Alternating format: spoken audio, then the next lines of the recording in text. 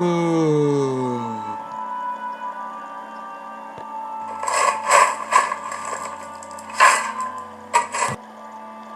and shine, sleeping beauty.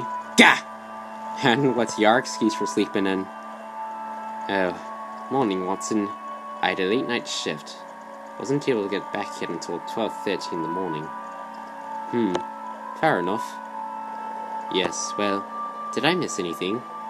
Afraid so. Just that true briefing. Wait, what? Oh, bother. The shed master just instructed me to tell you that it's just a normal daily routine. Nothing special. I see. Well, Tat, an old sourpot over there has done nothing but complain all morning. Really, come on, you can't be serious. This is... Really.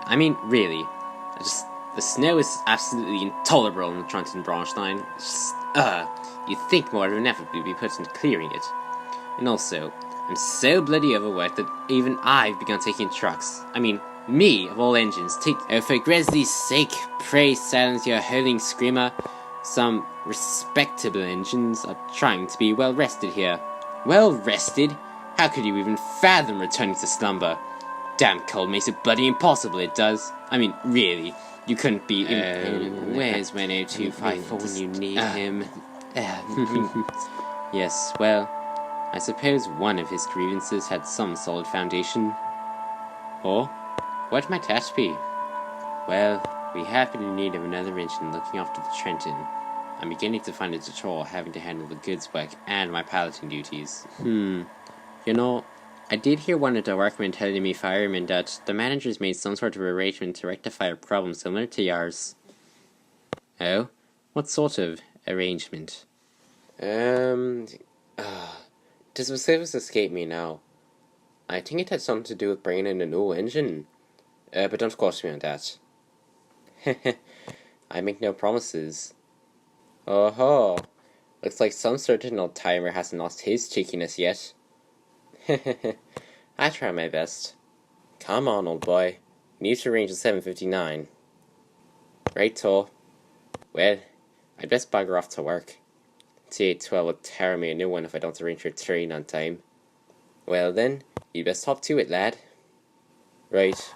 I'll see you later, Tom. Cheerio, Watson.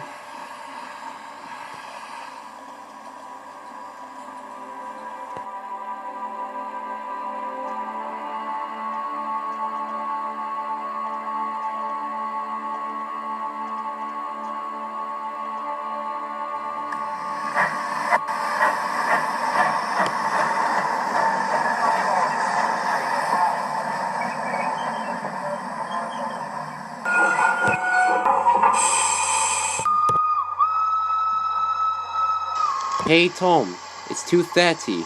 You know that, right? 2:30? Great Scott! We're going to be late if we don't get a move on. Right. I got me something to sort out the yard master. Meantime, go arrange the trucks and fill up the tank. I don't fancy running the dry halfway to the village station. Right you are, Gov.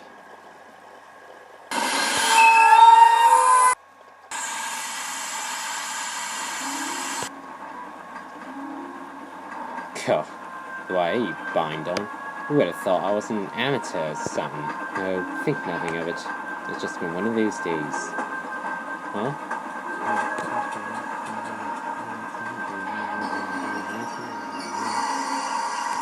Ha! Says the engine whose railway of origin is so old, it makes Stevenson's rocket look like a new build.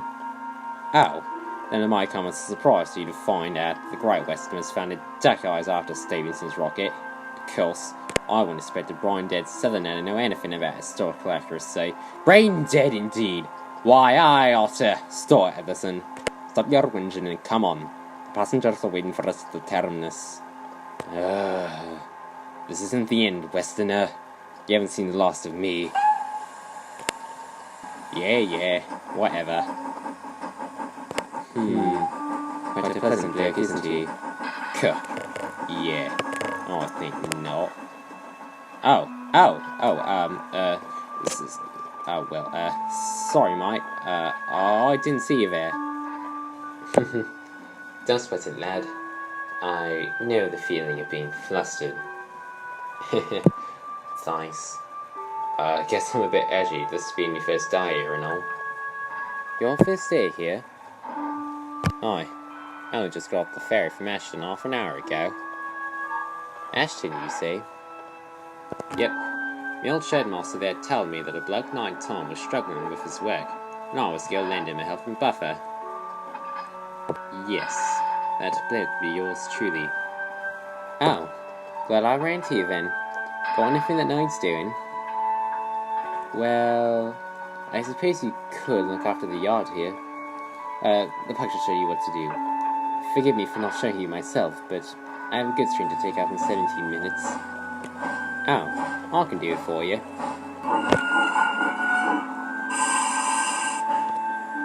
Oh, you don't have to do that. Surely you must be exhausted from your voyage. From what I understand, Ashton is no short distance away from here. Oh, it's fine. I've been dying to do some real frazzes now, actually.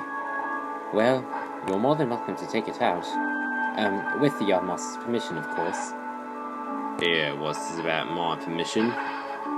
Excuse me, sir, but could you favour me with allowing me to take the 247 goods train out instead of Tom?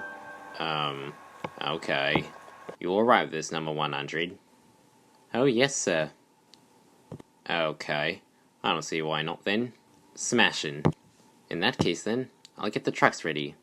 It's the least I can do, after all.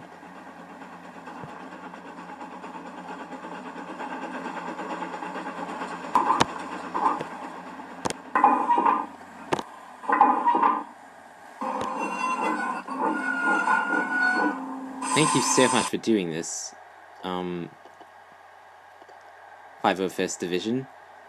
You're more than welcome. I'm here to help you, remember? Oh, and you can call me Edmund if you want. 501st Division can be quite the mouthful to pronounce. Alright, Edmund. Well, that's my cue to leave. Toodle pip.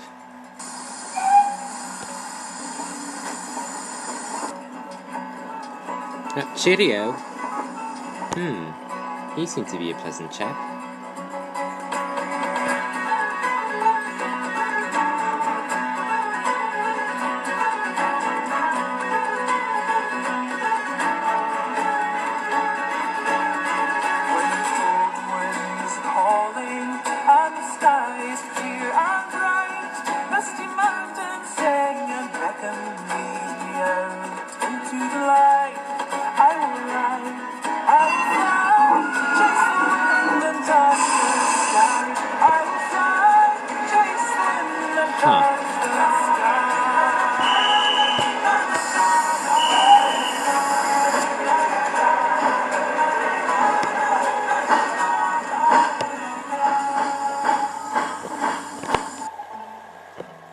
And then he had the audacity to call me a brain-dead southerner.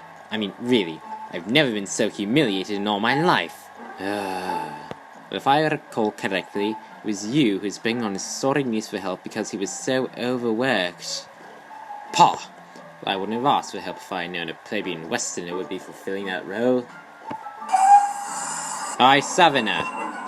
Next time trying Souter bloke, saw his face said behind his bunker. Okay. Clear off, you. Nobody asked for your opinion. You know what? I'm not even going to try. Huh. It would appear that the Tin Pot Railway has taught you some sense after all. Tin Pot, indeed! Let me tell you.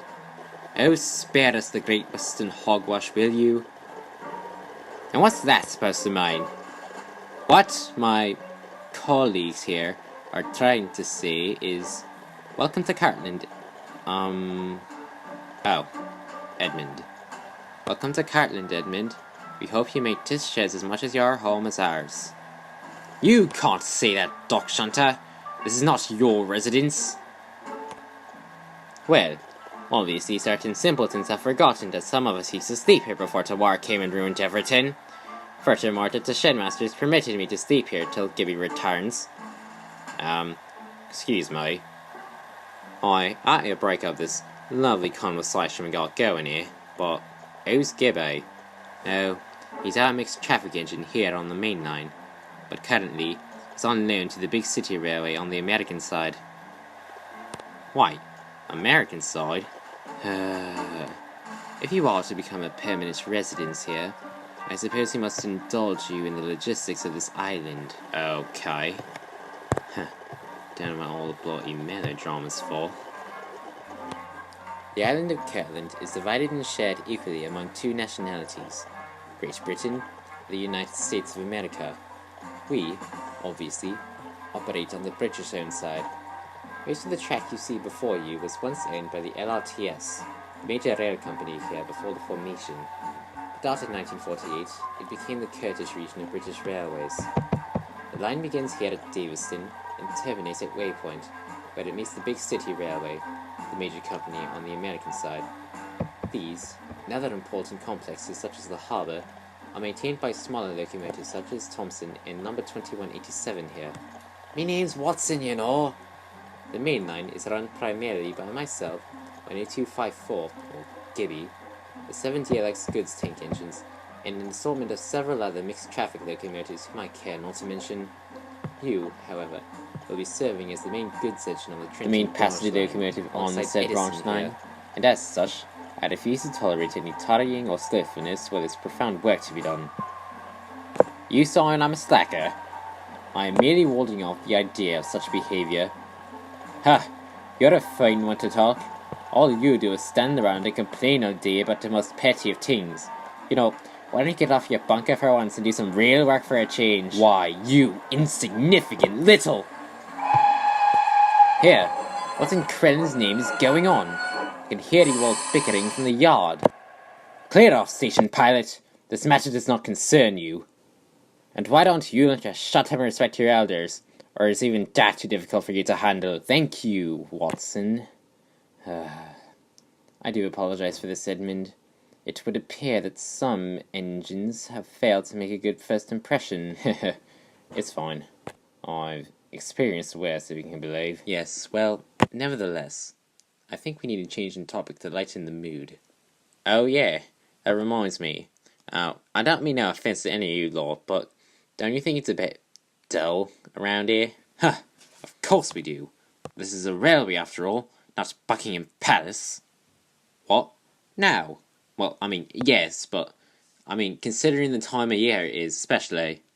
While I was taking the goods train along the branch, I couldn't help but notice a certain absence in tinsel and lights and carolers and whatnot. Tinsel, lights, carolers. Oh! You mean Christmas decorations? Yeah, exactly. Have you got anything of the sort anywhere? Well, we did used to have a bit of garland hanging about the sheds here. But an old spark shower over there set it on fire and burnt it to a crisp. It wasn't my fault. Idiot fitted and cleaned me out properly that night. Besides, what is this? Let's all hate on Edison Day? That's it. There's also a few wreaths hung up at some of the stations along the line. I've never seen them myself, because I'm a dock shunter, but still. Oh. That's not a lot of boast about. You realise that, right? Oh, and I don't suppose you've done any better? Yeah, I have actually. See, back at my old home in Ashton, the shed and station masters put on quite the display. Ornaments, lights, tinsel, Christmas trees, the elves were buying as far as the eye could see. They'd also bring dozens of caroling groups around the terminus, and I spread their festive spirit everywhere that I went. And, Christmas Day, the cruisers set up a great bonfire, and I and us engines would make merry, tell stories, sing, and it sounds like just another ridiculous Westerner's phantasm. Admittedly, we don't have the most elaborate seasonal display in old Christendom, but we've got it where it counts. Us engines are brimming with Christmas spirit. Are, at least, some of us are. I resent that. Why? So, you don't mean to tell me that you're perfectly content the way you are, without any decorations? Puh, no more content than any other day of the year. He means to say yes, Edmund. We are. Okay. I'm sorry, but I just don't see how that's possible. You mind giving me an explanation? Oh, can't this wait for some other time? Tomorrow begins the week before Christmas, and I intend to be well rested to compensate for it. You know, Edison, for once, I'm forced to agree with you. Aye, same here. Well, good night all. Good night. Yes, likewise. Get some rest, Edmund. As Edison said, we have a full day ahead of us tomorrow. Right you are, Tom. Good night. No decorations and yet still be happy? I just don't understand.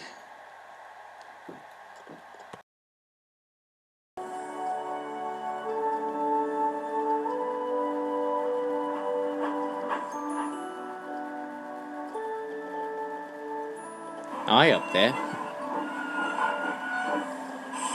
You're one of them pug locomotives. Why, yes, I am. You the new Great Western Prairie? Aye, that I am. I'm running the yards here this morning as Tom's out talking a good strine, and I was wondering if you could give me some pointers. Pointers? Oh, I don't think so. I mean, I've never really been asked that question before. You're probably better off asking another engine.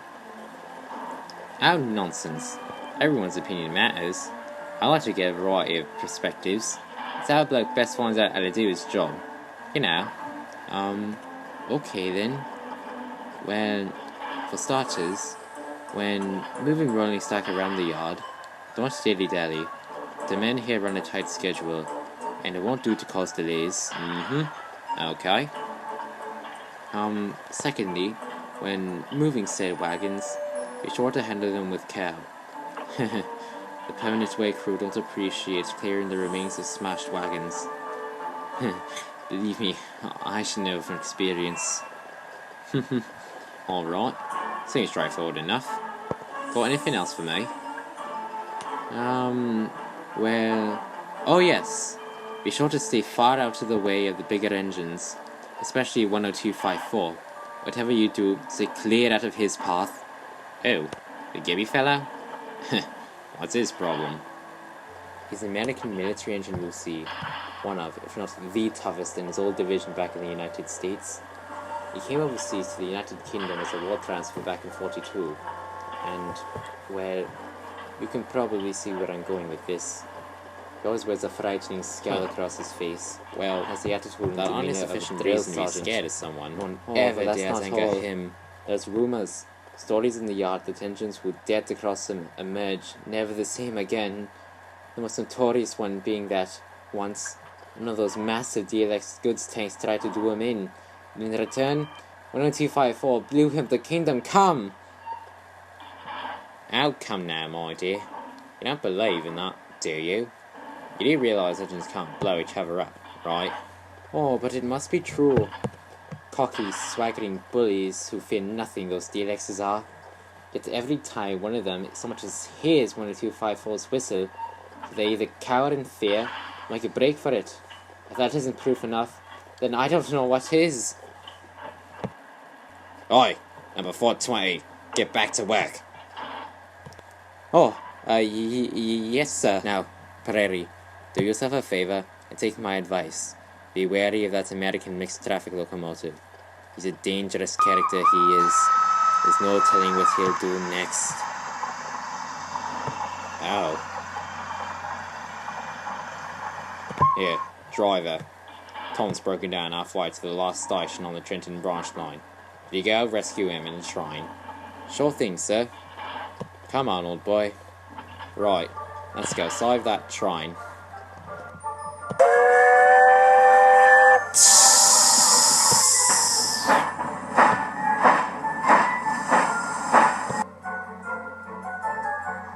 Fill up the tank, I said. Some professional you are, don't even say a word. Oh, this is a right cock-up. Wait, someone's coming! I say! Stop!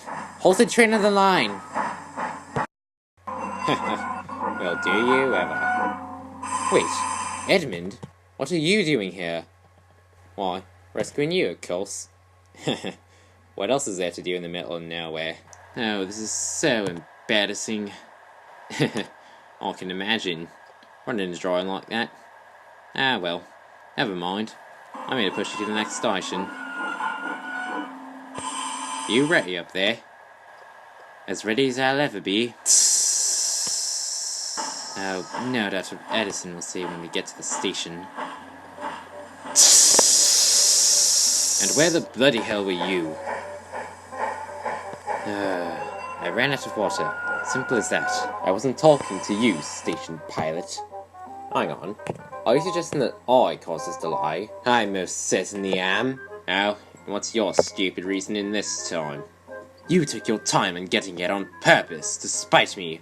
Oh yes, I see your game. Of all the nonsense I've heard you spat over the last week I've been here, that was by far the most ridiculously stupid. I concur. Stay after this, you. And as for you, Prairie, I've had it with you and your tomfoolery. Now I'm going to... Hey, stow it. And get lost, you. It's time for you to depart.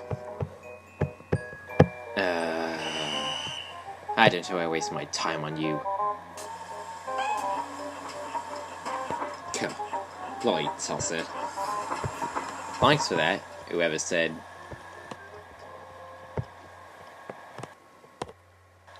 Brunel above.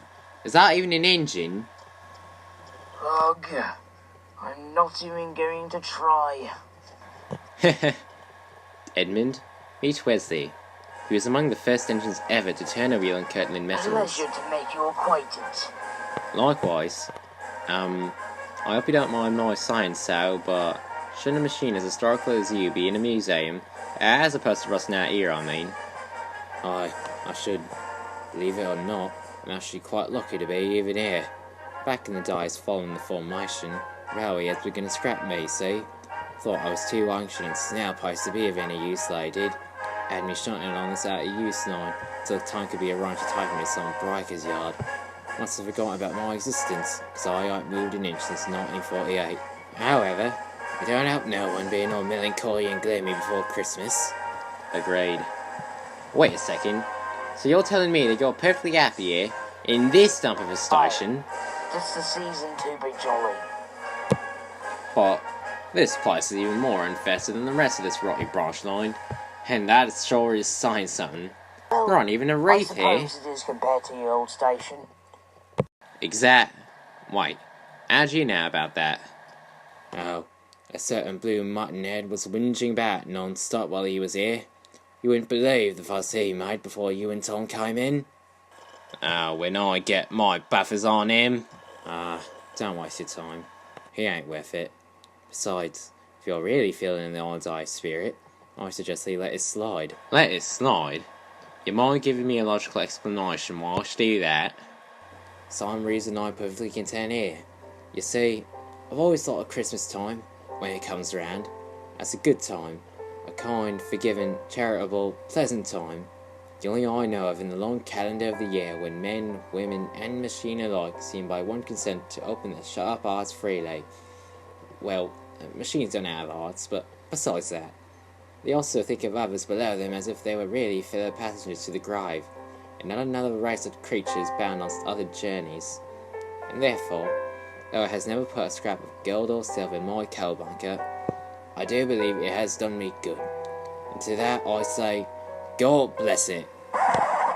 You just heard of Charles Dickens, didn't you? Well, so what if I did? Ugh, you're missing the point. What Wesley's attempting to say, Edmund, is that the joy of Christmas isn't confined to just mere decorations and ornaments. Rather, it's composed of the satisfaction of being together and celebrating the good tidings the season brings each year.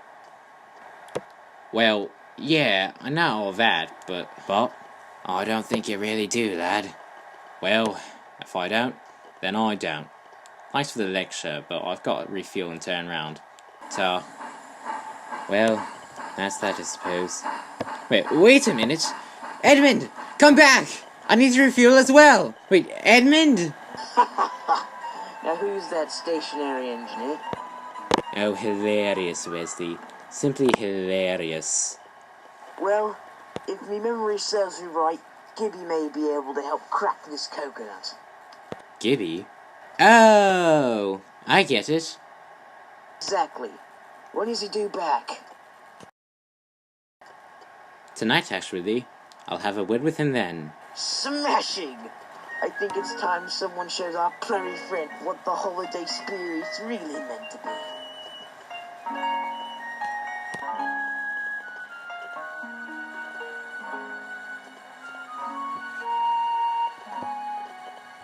Prairie!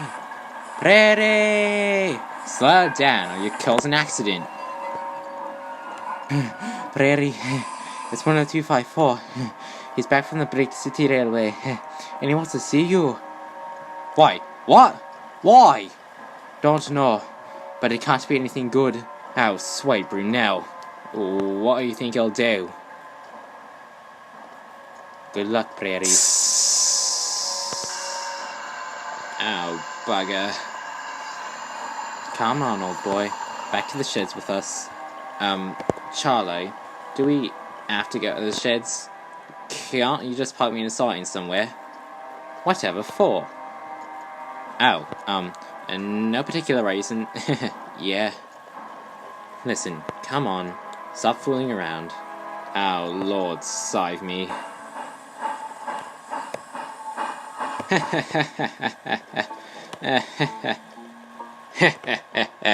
So then I goes to this Tartan place, and when I gets there, I sees this Jebediah cream, which I told you about earlier, and then the hilarious thing is that he's so clumsy that he goes and falls in the river. What an idiot. Yeah, he sounds even more stupid then. Wait, there he is, the scoundrel! Aha. So, this is the famed GWR Prairie tank I've been hearing all evening about, eh? Yes, I am. You look nervous. Why's that? Now, Raisin. You've been talking to the pugs, haven't you? Yes. Oh, oh, no. Don't worry. I promise you, I don't bite. Alright, I'll take your word for it. Yeah, well, apart from that, I've been hearing tell that you're having a problem understanding Christmas here, son. Yeah. Why? How'd you find out about that? You ratted me out, didn't you, you oversized blueberry? I did nothing of the sort. He didn't, Edmund. I did. What? Tom? How could you? Why? Because I might be able to help you out a bit. Oh? How so? Well, not too long ago, I experienced a dilemma similar to yours, except I could understand why anyone would celebrate Christmas, period. But then, someone sort of filled me in on the truth and set me straight, see? Oh? What happened? Well, if these knuckleheads here will shut up for a few minutes, I'll tell you. It was December of 42. I had just been transferred from my division back in the States to help with the war effort in Africa. It was hard pickings, always shifting tanks, ammo, and whatnot to the battlefields and back, and maintaining the yard. Times were tough, and it grated on my mind.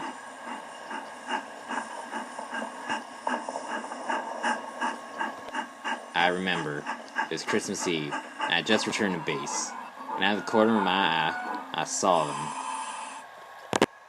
Two of the men had their rations out, and were making merry of the joyous night, but what I only saw was disgrace.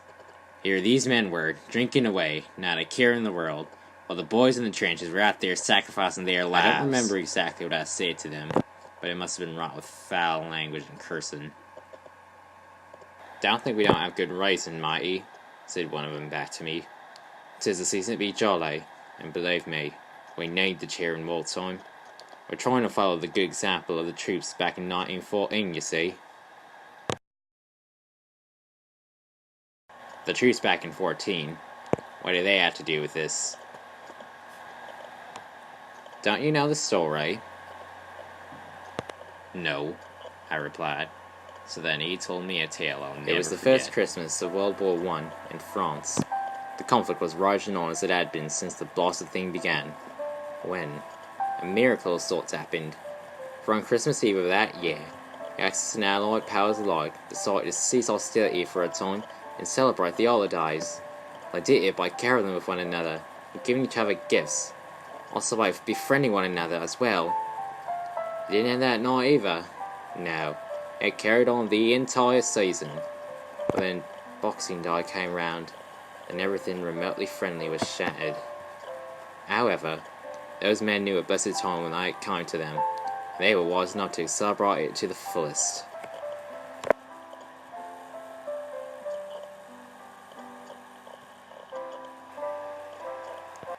But why? What significance does this damn season have that all the others don't? And there were, in that same country, shepherds, keeping watch over their flocks by night. When now, the angel of the Lord came upon them, and the glory of the Lord shone round about them. They were so afraid. And the angel said unto them, Fear not, for behold, I bring you tidings of great joy, and shall be to all people. For unto you is born this day in the city of David a Saviour, 'tis Christ the Lord. And this shall be a sign unto you. You shall find the babe wrapped in swaddling clothes, and lying in a manger. And suddenly, with the angel, there was a multitude of the heavenly hosts, praising God, and saying, Glory to God in the highest, on earth, peace and goodwill towards men. That is why. I don't know how, but it was then and there, it struck me. Christmas ain't about the decorations or the presents and whatnot. It's about the joy of sharing each other's company and the goodwill the season brings. And most importantly, it's about celebrating the coming of the man who would make possible the chance of obtaining a better life after this one. A perfected one. One greater than any of us combined could possibly imagine.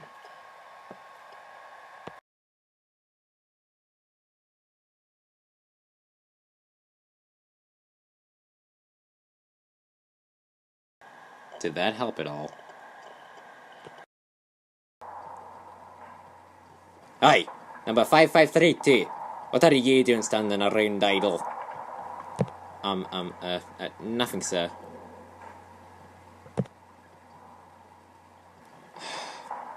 Yes, sir.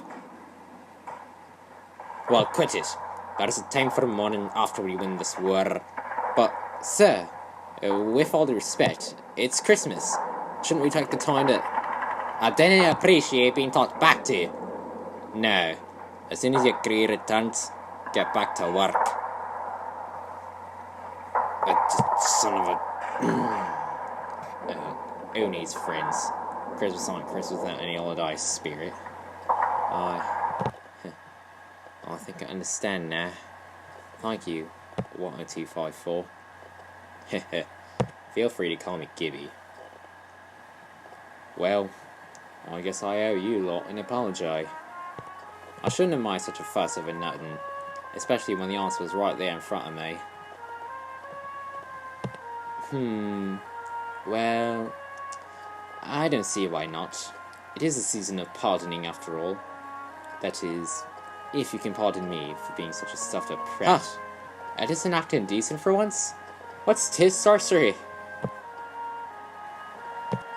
Oh, don't get used to it, Doc Shunter. I suppose the Christmas spirit really is present among this motley crew. Well, what do you know?